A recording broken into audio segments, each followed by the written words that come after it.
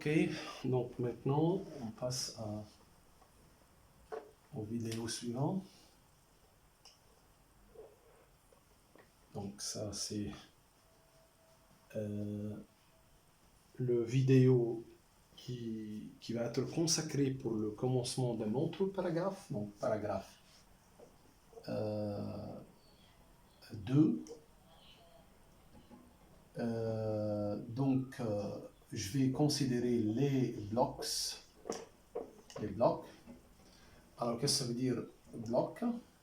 On va parler pour le moment en définition. Alors, soit j'ai un graphe. Bon. Maintenant, si vous dites que un graphe est connexe, comme on a dit quand on a commencé ce chapitre, il y a la notion de la rigidité des graphes. Ça veut dire qu'il y a un graphe qui peut être coupé si j'enlève un seul sommet. Il y a d'autres graphes, même si j'enlève 100 sommets, ça va rester connecté. Hein? Donc on va traiter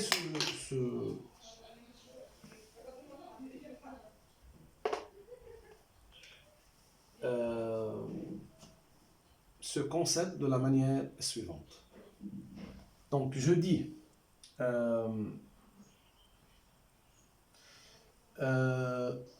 V dans G est dite un sommet section si et seulement si C de G moins V est plus grand de C de G. Donc ça veut dire quoi ça? Le C de G, par définition, c'est quoi? C'est le nombre de composantes connexes de G. Alors, directement, on va s'adresser aux exemples pour ne pas avoir des problèmes. Donc, par exemple, on a ce graphe G là. Si je prends, par exemple, je prends ce sommet-là, V, quand j'enlève V, G moins V, alors là, C de G, c'est combien? C'est 2. Il y a deux composantes connexes. Maintenant, si j'enlève V, G moins V, ça va être ça, et puis avec ça, et puis avec ça. Vous voyez? Donc, quand j'enlève V, il y a ça, ça et ça. Et C de G moins V, c'est 3. Donc, c'est plus grand que C de G. Et par conséquent, le V là est un sommet section. Donc, SS, ça veut dire sommet section, pour ne pas répéter à chaque fois. Donc, sommet section, c'est un sommet qui est un point faible dans le graphe. Si j'enlève ce point-là, je coupe le graphe. Ce point-là, malgré que vous supposez que c'est un point faible, mais quand j'enlève ce point-là, ce sommet-là, le reste va être comme dans G, le nombre de composantes connexes, ça va rester 2. Par conséquent, je ne peux pas dire que ce sommet-là est un sommet section. Par contre, ce sommet-là, c'est un sommet section. Est-ce que ce sommet-là est un sommet section? Non, non, non, non, non, etc. Donc, il y en a uniquement ces deux-là qui peuvent jouer le rôle d'un sommet section. Bien. Eh bien, maintenant, de la même manière, dans la même direction, 2, définition, une arête E dans G est dite pont si, seulement si, C de G moins E est plus grand ou égal à C de G. Alors, donnons-nous un exemple. Donc ça c'est E, vous voyez. Si je prends E, celui-là, Alors, C de G, c'est bien 2, mais C de G moins E, quand vous enlevez E, il y en a ça, ça et ça veut dire 3, et donc E est un pont. Donnez-moi un autre pont, celui-là. Celui-là n'est pas un pont. Celui-là n'est pas un pont. Celui-là non plus, non plus, non plus, non plus. Pourquoi celui-là est un pont? Parce que quand vous enlevez ça, il y aura une composante connexe. Ne vous trompez pas, parce que un seul point, un seul sommet peut construire un... Donc vous voyez, quand il s'agit d'un graphe connexe, le sommet section dans ce graphe connexe va séparer, va briser, va couper ce graphe-là en des morceaux. Maintenant, la première remarque que je vais faire, c'est que si j'ai par exemple un graphe connexe G, et j'ai un sommet section, V, sommet section, ça veut dire que en fait, ce sommet-là, c'est un point de faiblesse. V, sommet section. Quand j'enlève V, le C, ici le C de G, c'est combien? Puisque je suis connexe, c'est 1.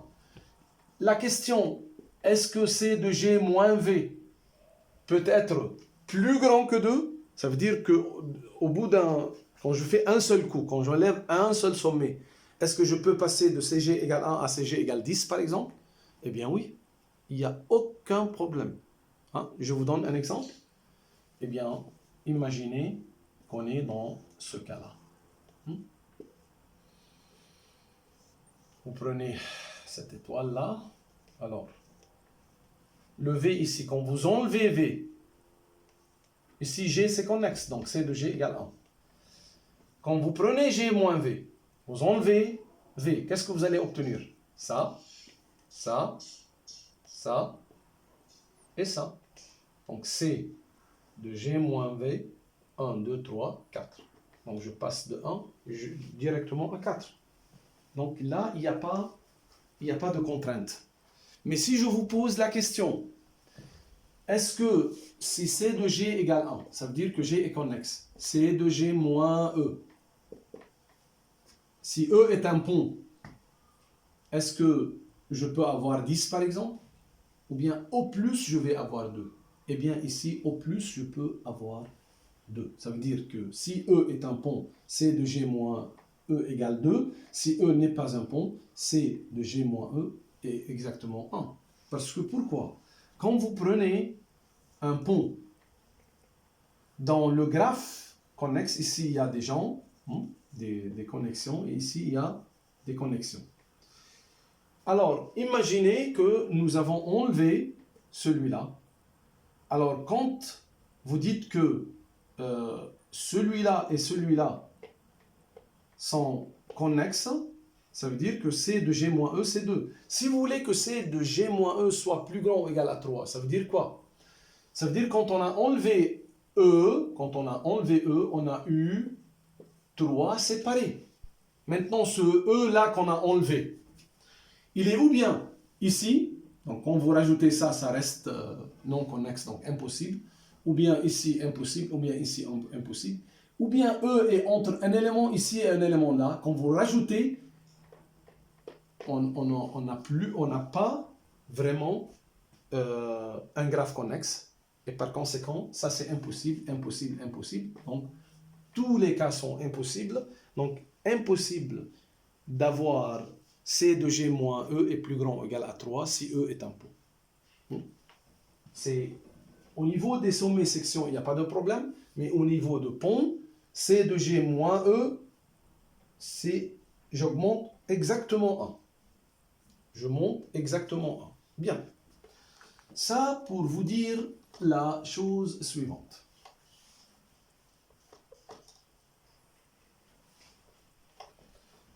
Pour caractériser, donc étant donné un graphe G, donc pour tester si un sommet V de G est un sommet section ou pas, on peut tester de la manière suivante. Donc, je prends 2, 2, propositions, bien 2, 3 propositions, soit G un graphe. Alors, un sommet V de G est un SS si et seulement si il existe U, W dans G moins V tel que tout UW chemin dans G contient V. Donc, qu'est-ce que nous sommes en train de dire? Nous sommes en train de dire que V va être un sommet section, ce qui est normal, ce qui est canonique, ce qui est raisonnable. Donc, le V, donc j'ai un G où il y a beaucoup de relations. Alors, je considère un sommet V. Si je trouve un U et un W, tel que chaque UW chemin doit passer par V. Dans ce cas-là, V est un sommet section. Et bien, pourquoi condition nécessaire? Parce que si j'ai cette situation-là, si j'enlève V, il n'y aura plus de chemin qui lie U à W dans G-V. Alors G-V n'est plus connexe. Hein? Et donc, je vais rajouter donc ici, excusez-moi, un graphe connexe. Alors, dans ce cas-là, je cherche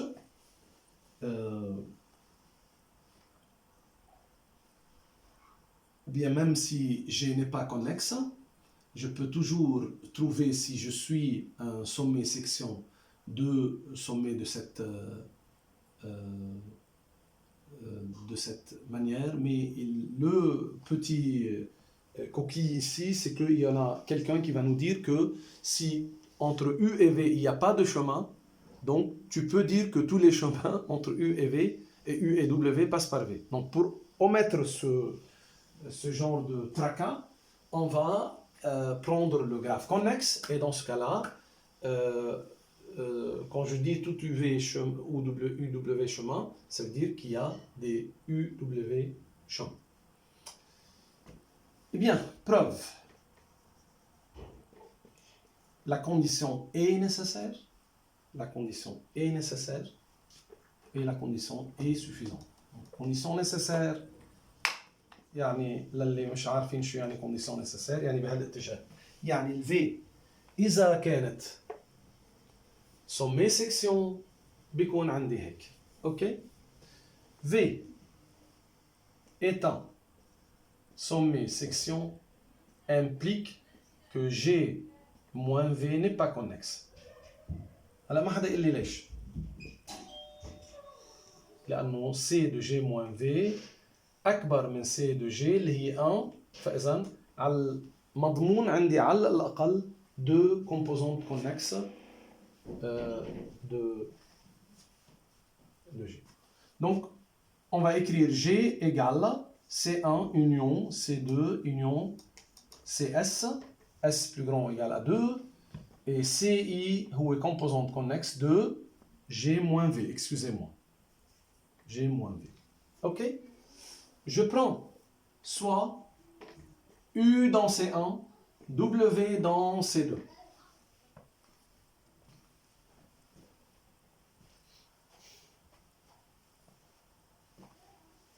Maintenant, soit P, un UW chemin dans G. On va démontrer quoi? Que V appartient à P. Si V n'appartient pas à P, alors P, il est dans G moins V. Et donc, il y a un chemin d'un sommet dans C1 à un sommet dans C2 qui sont deux composantes connexes séparées. C'est une contradiction. Donc, je vais dire directement, c'est une contradiction. Hein, car C1 et C2 sont deux composantes connexes séparées. Donc, on a V se trouve sur n'importe quel chemin entre U et W. Donc, j'ai trouvé deux sommets U et W qui vérifie ça. Maintenant, la condition suffisante. Eh bien, pourquoi la condition est suffisante? Donc, condition suffisante. يعني بها الاتجاه. يعني عندي, il existe U ou W, tel que V appartient à tout U ou W chemin, démontrons que V est un sommet section. Donc, il suffit de démontrer que G moins V n'est pas connexe. Alors, il n'existe pas un UW chemin dans G moins V. Car sinon, on aurait un UV chemin P dans G, لأنه إذا هو dans G moins V يعني dans G, tel que V n'appartient pas à P, c'est une contradiction. Donc vous voyez, c'est un test facile pour aboutir à ça. Maintenant, pour les ponts, je peux dire la même chose. Donc, on va passer peut-être dans les exercices, on peut caractériser ça. Mais pour le moment, on va continuer. Donc, 2.4, définition. Alors, 2.4. Définition, un graphe G est dit bloc si et seulement si G est connexe et G ne contient pas de sommet section. شو يعني ما فيها sommet section؟ يعني G moins V est connexe, quel que soit V dans G. Donc vous voyez, ça veut dire que G est plus fort. G est plus fort qu'un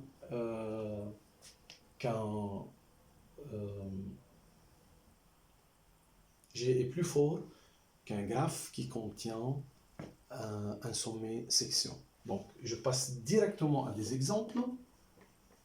أسهل وأبسط exemple la bloc هي cycle.